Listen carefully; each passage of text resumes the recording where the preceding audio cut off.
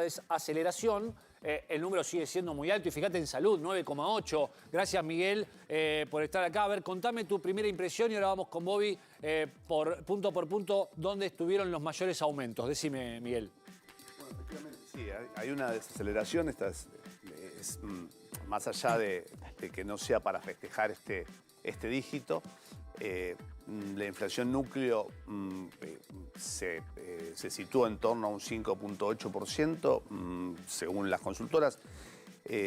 Lo que vemos que es preocupante, que en el caso puntualmente de lo que es salud, lo que es indumentaria, y en el caso de alimentos sigue siendo alto, ¿no? Y superando a lo que es la inflación promedio. Vamos a tener seguramente no este famoso efecto B, tiende más a una U bastante... Una U amesetada en su panza. Amesetada y prolongada, seguramente hasta fin de año. No nos olvidemos que... ¿Hasta fin de año? La primera mitad del año el gobierno, el Estado, lo que hace es recomponer la caja. De hecho, tanto el tema de pago de bienes personales, de ganancias a las empresas, obviamente el tema de las retenciones.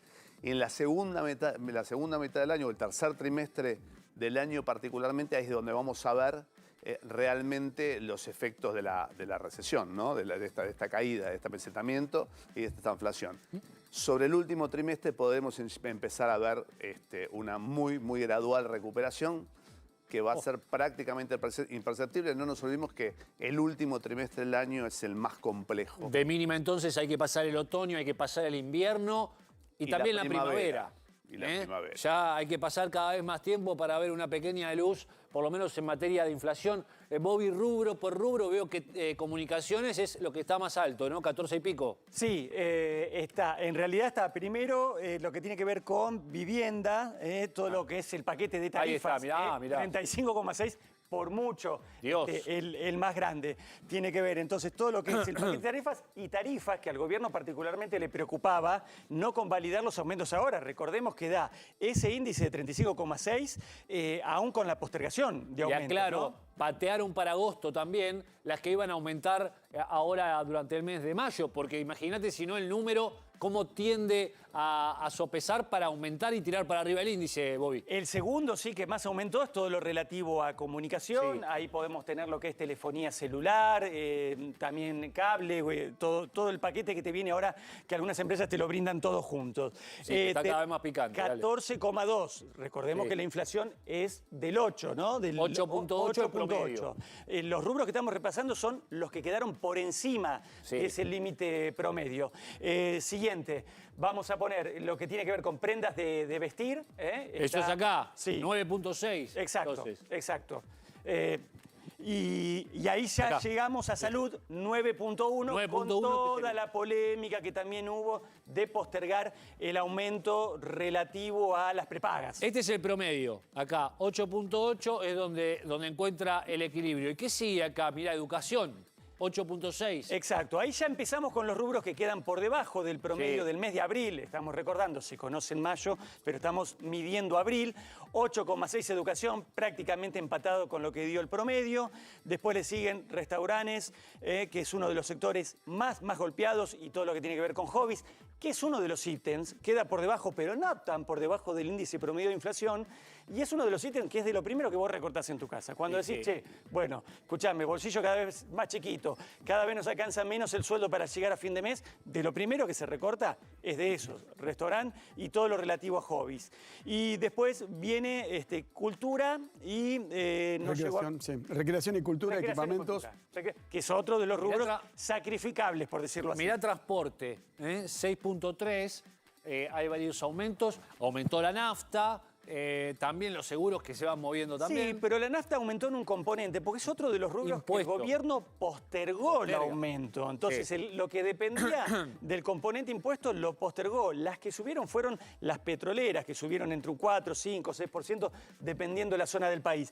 Pero de lo que dependía el gobierno también fue un rubro que postergó. Con lo cual, cuando antes se criticaba aquello que se pisaba, ahora también se están pisando algunos componentes. Juan, a ver, quiero preguntarte, el número de las tarifas, finalmente, es lo que termina provocando el 8,8, entonces el gobierno te dice, bueno, pero esto estaba muy atrasado y en realidad de alguna manera como para echarle la culpa al gobierno anterior y al anterior y al anterior de este número. Siempre no, cuando habla de precios atrasados o no atrasados, tiene que hablar de relatividad. ¿Relativo a qué, no? Atrasado. Hoy te puedo decir que lo más atrasado, lo más barato en la República Argentina es el salario, que no alcanza a convalidar estos aumentos. Vos me hablás de tarifas, me hablás de transporte, me hablás de mantenimiento del hogar. Las familias argentinas de educación, de salud, tienen muchos problemas. Por eso te digo que esto lo tenés que comparar en términos interanuales. Abril del año pasado era 8,4, hoy es 8,8, pero insisto, ¿no? La economía está ingresando en una depresión.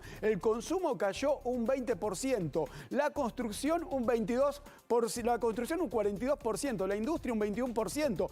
Está cayendo el empleo. De hecho, ayer Whirlpool despidió 100 trabajadores, FATE despidió otros 100 trabajadores y la industria automotriz está entrando en una crisis. Por eso, insisto, si vos lo comparás, la inflación no está bajando. Incluso no se está desacelerando porque lo tenés que comparar con abril del año pasado. Lo que sí pasó en este gobierno, en estos 5 meses, fue una fuerte devaluación, la más grande deliberada y una liberalización de todos los precios de la economía que generan estos resultados.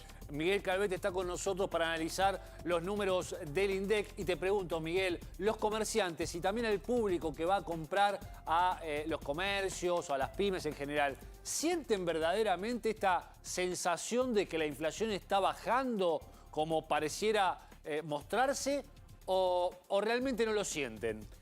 No, sí lo siente. Cualquier persona asalariada, ya sea del sector formal o informal, obviamente que lo siente porque ha tenido una caída en la capacidad de compra que está en torno a un 32, casi un 30%. Pero me refiero si ¿no? sienten esta baja o si ya directamente viene tan abrumado que en realidad no le hace diferencia. A ver, en algunos rubros y en algunos sectores sí se siente cierto grado de estabilización de precios, ¿no? O sea que el precio no salta a la velocidad que estaba saltando. Exactamente. No salta la velocidad del último bimestre del año pasado y el primer bimestre de este año.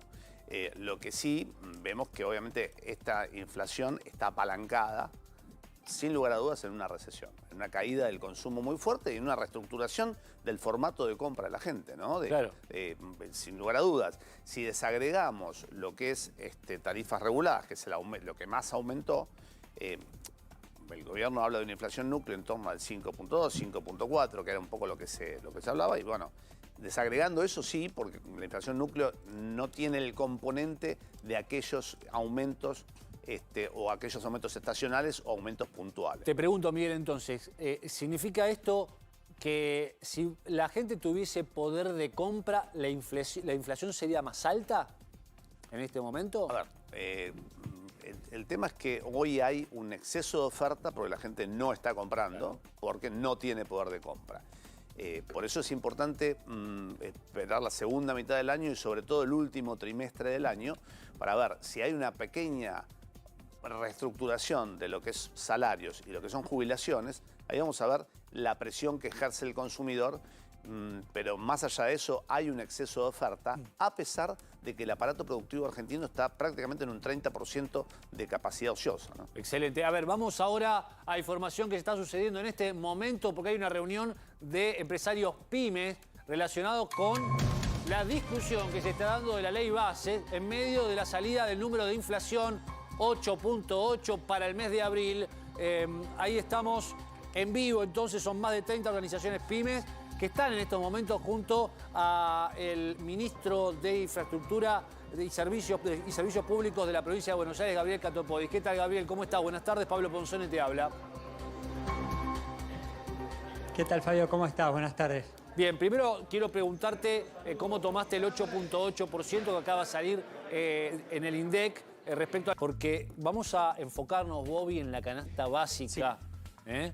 Esa que utilizan todos, por supuesto, los argentinos. Tenemos dos canastas y ahora vamos a ver el valor que dio el informe de INDEC del día de la fecha. Una que es la básica alimentaria y es lo que marca si sos o no sos, vos y todo tu componente familiar, la línea de indigencia, ¿no? Y la otra, la canasta básica total, que es la que vemos en azul, ahí a la derecha en pantalla, es la que tiene que ver con la línea de pobreza. Bueno, la de la línea de pobreza, la de la derecha, la más alta, tuvo un incremento del 307,2 acumulado, ¿no? Interanual. Y Para no ser pobre, una familia tiene que tener ingresos por 268.000 pesos, si hacemos números redondos. Y una familia, para no caer en la indigencia, o sea, la canasta básica alimentaria, que es lo que vemos el sector más rosado a la izquierda de la pantalla, tiene que tener ingresos por 120.726 pesos. Wow. Qué números, ¿no? Miguel, son números que cuando uno los ve asustan y empiezan a generar cuestionamiento de si uno termina siendo clase media, si ya es pobre, si ya pasa de pobre a indigente. Sí, hay una, bueno, se está dando mucho en los sectores medios, sobre todo en el último trimestre con los aumentos que hubo en muchos bienes y servicios que impactan directamente en la clase media, colegios privados, Sí. seguro del auto, medicina prepaga, distintos temas que han impactado muy fuertemente en el presupuesto de clase media, y hoy hay mucha gente que cuando uno los consulta se autoperciben de clase media. Cuando vemos el ingreso del grupo familiar, están prácticamente ya en línea de pobreza, ya son clase media. ¿Sabés que teníamos hoy intenciones? No sé si estamos con Gabriel Prosperi. Todavía no, bueno, porque queremos consultarle a la gente, ¿no? Cuando va al supermercado, más allá de los números que parecen descender, la realidad, yo cuando veo, por ejemplo, servicios que todo el mundo recibe, carísimos. Comunicaciones, casi todo el mundo tiene un teléfono celular, carísimo. Claramente para esa gente no es nada más que el 8,8%. Sí, yo quería hacer referencia sobre todo a alimentos, que es lo que compone los umbrales tanto de indigencia como el de pobreza, ¿no? Sí. Alimentos está en un rango del 6%, pero cuando vos te metés en el detalle, te encontrás con, ejemplo, quesos. Los quesos están en el 16%. Bueno, en este mes de abril, imagínate en el mes de marzo y en febrero. O sea, es algo incomparable. Y lo que más aumentó, que tiene que ver con la estacionalidad, pero es algo muy importante, el tomate redondo aumentó en esta medición del INDEC escuchá bien, 72%. Por eso vos hablás de la canasta básica, hablás de la canasta de la indigencia, hablamos de alimentos. Y los alimentos, en términos relativos, comparando con ingresos, están prácticamente, Pablo, incomprables los alimentos, porque no están bajando, solamente se desacelera un poco nada más. Hay un componente que no tenemos que olvidarnos, que es la canasta de medicamentos, ¿no? La gente puede tener la libertad de cambiar su comportamiento de consumo en un alimento y cambiar por una segunda marca, por una tercera marca, o no comprar, por ejemplo, el caso de derivados de lácteos, que recién lo decía Juan, que es una de las cosas que más aumentó, prácticamente el aumento de la leche fluida en sachet en 4%, si eso lo traspolamos a derivados, quesos blandos, quesos duros. Leche en polvo, que leche se exporta, en polvo, claro, que se exporta, bueno, dolarizado. obviamente están en un pico de su precio de leche en polvo. Estamos ya en vísperas de, obviamente, de la temporada baja, digamos, de lo que es la producción láctea. Eso impulsa todavía más los precios, pero si analizamos puntualmente el caso de lo que es medicamentos, Sí. dentro de la canasta de medicamentos también estamos en un 323 interanual. Sí, hay mucha gente que está dejando de comprar medicamentos por más que lo necesite. Lo que es con prescripción, en su momento estuvimos haciendo un estudio con el doctor Simino de PAMI, que es el defensor de la tercera edad. Sí. Y justamente el gran desafío que tienen hoy las autoridades de PAMI es Sostener la gratuidad. y renegociar con los laboratorios, por lo menos los medicamentos de libre que son gratuitos, no en un 100%, y son todos con prescripción de tratamientos. Muy bien, Miguel, dame un segundito porque estamos en vivo con Gabriel Prosperi y ahora sí, porque queremos hablar con la gente de su vida. A ver, mientras seguís buscando, Gaby, Lo explicó mejor que nosotros. Mirá, Lucas, decime, Miguel, ahí vuelvo, Gaby. Muy claro, Lucas. Muy bien, Efectivamente, dale. el último trimestre del año hubo una inercia inflacionaria muy fuerte que lo vivimos por lo menos el primer bimestre. Sí. Lo que vemos ahora es esa ralentización. Convengamos que seguimos teniendo mensualmente la inflación de 30 meses de Bolivia, además de los años de Bolivia. Entonces, hay una distorsión muy grande todavía de precios relativos, es decir, tenemos una gran distorsión de precios y entendemos que en economía, Juan seguramente lo comparte, vamos a necesitar por lo menos un semestre para que haya un reacomodamiento de precios. No va a bajar la inflación. Obviamente es ingenuo pensar que la inflación baje a 2 o 3 puntos, por lo menos, en la segunda mitad del año. A ver, Juan, yo no sé si me lo puedes contestar, pero entonces, ¿cuánto tiene que costar en la Argentina un kilo de carne? No, bueno, primero hay que explicar por qué se produce la inflación, ¿no? En la República Argentina la explicación la tiene no lo que piensa el gobierno, es la falta de dólares, es la restricción externa.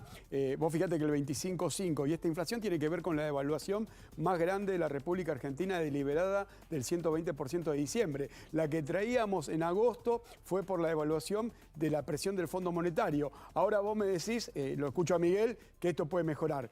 Acá lo que faltan son dólares y seguramente si el ministro de Economía no consigue los dólares que prometió conseguir, vamos a tener serios problemas, vamos a tener una posible devaluación, que hay una expresión del sector agropecuario, y esa posible devaluación va a hacer que no tengamos ninguna mejoría ni para fin de año, ni siquiera para el año que viene. Acá hay una cuestión de restricción externa, de falta de dólares, que es lo que explica la inflación en la República Argentina. Ahora bien, Milei bajó el déficit, sacó el financiamiento al Tesoro, pero la inflación no baja y si no consigue los dólares Caputo, esto se va a complicar. A ver, hay dos factores fundamentales. No baja, sube menos. Vamos a aclarar un poquito los tantos.